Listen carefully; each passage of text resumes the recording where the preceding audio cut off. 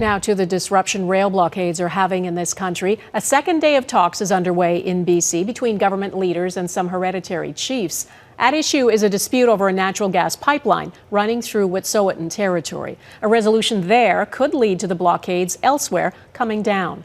Sarah MacDonald is in Smithers, BC tonight. Sarah, how are the talks going?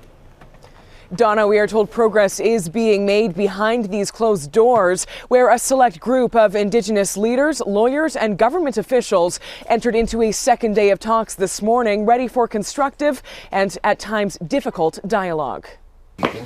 A second day of high-stakes talks between government officials and Indigenous leaders, taking place at a more secure location Friday, as all sides return to the table on the heels of an emotional and momentous meeting on Thursday. The entire nation needs to be represented, not just a small fraction. I wanted to find out what's going on because a lot of stuff's been happening with the protests and we're not involved. Involving matriarchs and chiefs, both for and against a contentious natural gas pipeline project. I just think people are aware climate change is happening, and that's what I think it's all about. Driving a wedge, not only through Wet'suwet'en Nation, I stand where I want. I'm in Unquahua territory. but all of Canada too. I think we're not starting from scratch, and I think that that there's a lot of work that's been done. We're willing to roll up our sleeves and get to the complex and difficult issues. The meetings are said to be productive, but not easy. The parties are very much engaged, as are their teams. The amount of work being done right now is substantive, and important.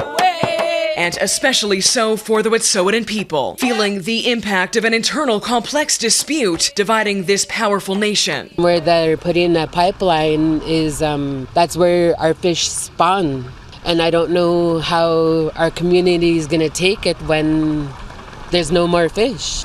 Families and friendships fractured, with livelihoods on the line. I understand about wanting to save the environment, but also understand that people need to feed their families. As a hiatus on work and police patrols on Indigenous land stretches into a second day, along with difficult dialogue in an ongoing and arduous process. And no time frame has been given at this point for how long this process could last. Government officials telling us they are prepared to stay as long as it takes, which could mean throughout the weekend. Donna. Okay, Sarah MacDonald in Smithers, BC. Thank you. This conflict over a natural gas pipeline and the protests that have sprung up supporting the hereditary chiefs have put three promises made by Prime Minister Justin Trudeau on a collision course: meeting climate targets, growing the economy by exporting natural resources, and achieving reconciliation with Indigenous people. Our chief political correspondent David Akin joins me. David, is this a challenge not just for Trudeau, but for the premiers too? Oh, most definitely, Donna. We have seen multiple polls over the last few days that show very few Canadians approve of the way some of the key non-Indigenous political players involved in this are handling things. Just 1 in 5, or 21% of those surveyed earlier this week by the Angus Reid Institute, said Prime Minister Justin Trudeau was doing a good job handling this, 21%.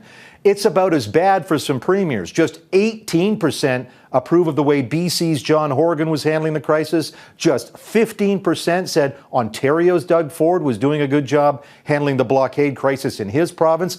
The big problem here, particularly for Trudeau and Horgan, is raised expectations that we can have it all. We can have the resource development. We can have effective climate action, all while moving forward on reconciliation. And voters have looked at the last few weeks and have concluded those expectations, Donna, are not even close to reality. They are very high expectations. There are people, David, who believe that reconciliation is now dead. Others are still hopeful. How much have the last few weeks affected reconciliation?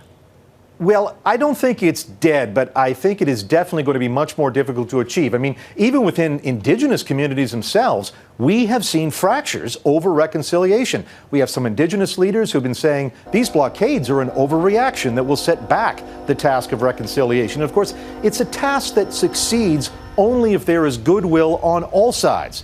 And sadly, we are also seeing a sharp increase in racist anger aimed at Indigenous Canadians, both in confrontations in person at the barricades and just all over social media. Some news organizations have even had to shut down comment boards on stories about the Wet'suwet'en or Tyendinaga because of the volume of racist reaction.